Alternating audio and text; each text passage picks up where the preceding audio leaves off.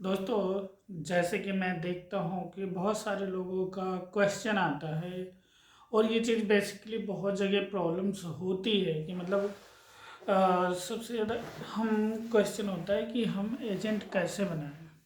तो आज का जो मैं वीडियो लेके आया हूँ इसी टॉपिक पे लेके आया हूँ कि हम एजेंट किसको बना सकते हैं और कैसे बना सकते हैं। तो बेसिकली मैं बताना चाहूँगा कि अलग अलग सिनेरियो, अलग अलग कंपनी का अलग अलग प्रोसीजर होता है। और लाइफ इंश्योरेंस, हेल्थ इंश्योरेंस और जनरल इंश्योरेंस, तीनों में अलग अलग कैटेगरीज होती हैं। कि जैसे कि लाइफ इंश्योरेंस और जनरल इंश्योरेंस में बेसिकली कोई भी कंपनी हो तो वहाँ पे वो आईआरडी का एग्ज़ाम देने के बाद ही आप एडवाइज़र बन सकते हैं। या फिर कोई कंपनी आपको तभी एडवाइज़र बना सकती है जब तक आप आईआरडी का एग्ज़ाम नहीं देंगे, तब तक आप किसी भी लाइफ इंश्योरेंस की पॉलिसी नहीं सेल कर सकते हैं।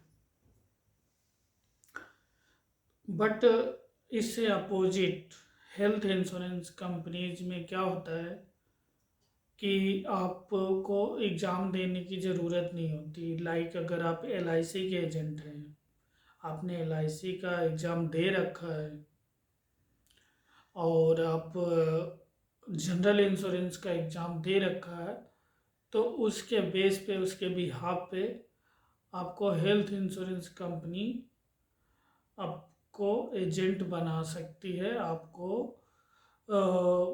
कोड दे सकती है, आप उसके थ्रू बिजनेस स्टार्ट कर सकते हैं। बट उसमें भी अब बहुत सारी कैटेगरीज आ गई हैं जनरल इंश्योरेंस में और हेल्थ इंश्योरेंस में कि POSP, point of sales person, आप पॉइंट ऑफ सेल्स पर्सन बन के भी काम कर सकते हैं, जिसमें कि आपको एग्ज़ाम देने की ज़रूरत नहीं पड़ती है। तो बेसिकली और सबसे मैं बताना चाहूँगा कि इसमें एलिजिबिलिटी आपकी क्या होनी चाहिए। Minimum, most of the company में मिनिमम आपको 10th पास होना ज़रूरी है। आप कम से कम 10वीं पास हों और आपको फील्ड का अनुभव हो, मार्केटिंग का अनुभव हो, आप लोगों से मिलने हो, आपकी मार्केट अच्छी हो, तो आप वहाँ पे कोड लेके काम कर सकते हैं और बहुत अच्छी इनकम कर सकते हैं। अपनी करंट जॉब को बिना छोड़े, बिना हैम्पर के किए हुए आप कोड ले सकते हैं और काम कर सकते हैं।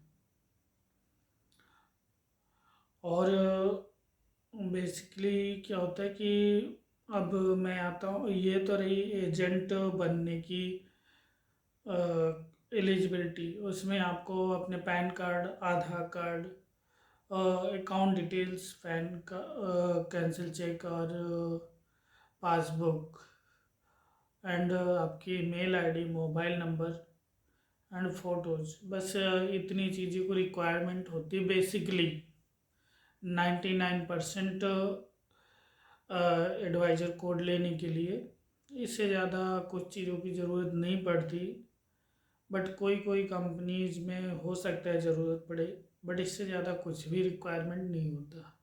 आपकी एज 18+ होनी चाहिए, ये बहुत ज़रूरी है। और इसी टॉपिक में मैं ये बताना चाहूँगा कि आप एक पर्सन, कोई भी पर्सन अगर कोड लेता है तो एक साथ एक नेम से, एक नाम से सिर्फ 3 ही कोड ले सकता है। एक लाइफ का, एक हेल्थ और एक जनरल इंश्योरेंस। इसके अलावा आप एक नाम से और ज़्यादा कोड नहीं ले सकते, सिर्फ 3 कोड ले सकते हैं। और इसी टॉपिक में मैं बताना चाहूँगा कि जैसे कोई सेल्स पर्सन्स के लिए मतलब लाइक कोई भी सेल्स मैनेजर या फिर मतलब कोई भी मैनेजर उससे वो किसी भी सीए को या फिर किसी भी लॉयर को या फिर किसी बिजनेसमैन को इनको वो एडवाइज़र पार्टनर बना सकता है, किसी अकाउंटेंट को बना सकता है। तो बेसिक सा फंडा यही है कि वैसे तो एजेंट्स कोई भी बन सकता है, कोई भी काम कर सकता है, ऐसा कुछ नहीं है कि मतलब कौन नहीं कर सकता। बट ये है कि कोई भी मतलब गवर्नमेंट एम्प्लॉयज़ अपने नाम से कोड नहीं ले सकते, एजेंट नहीं बन सकते। एंड कोई मतलब प्राइवेट जॉब अच्छी कंपनीज है तो उसके भी एम्प्लॉयज़ सेल्फ कोड नहीं ले सकते हैं। तो ये बेसिक सिनेरियोज हैं। अ, तो मतलब आप कोड लेके और अच्छी इनकम कर सकते हैं।